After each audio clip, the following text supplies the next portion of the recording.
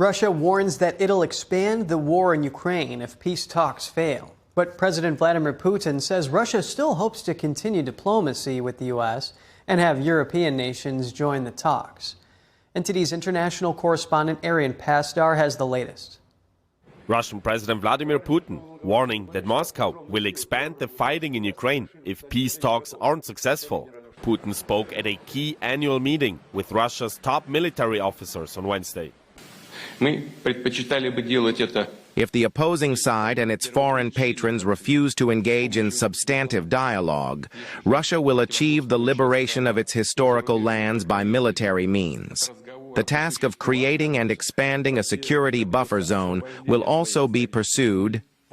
But Putin says he's still counting on diplomacy. According to the Russian president, Moscow hopes Europe enters ongoing peace talks, just like the U.S.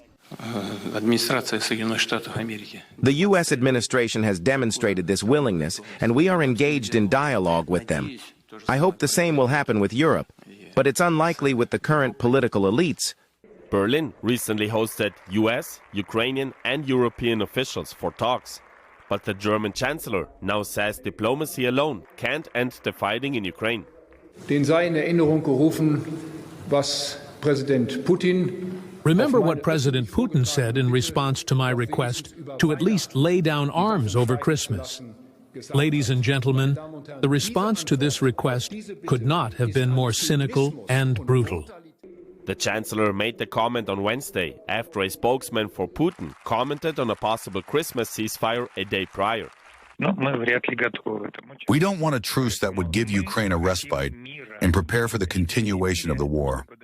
However, the spokesman says Russia does want to end the war in Ukraine, but Moscow wants to make a deal for a permanent end to the fighting, rather than a temporary ceasefire.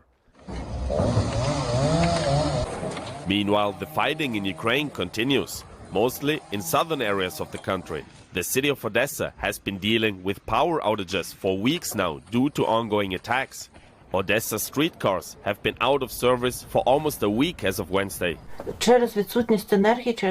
Life certainly got harder because we don't have power, because of the ongoing attacks, and because of this constant sense of danger.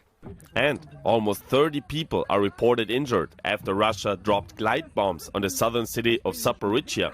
Ukrainian officials say the attack damaged several residential buildings, an infrastructure site, an educational facility and more. Arian Pastar, NTD News.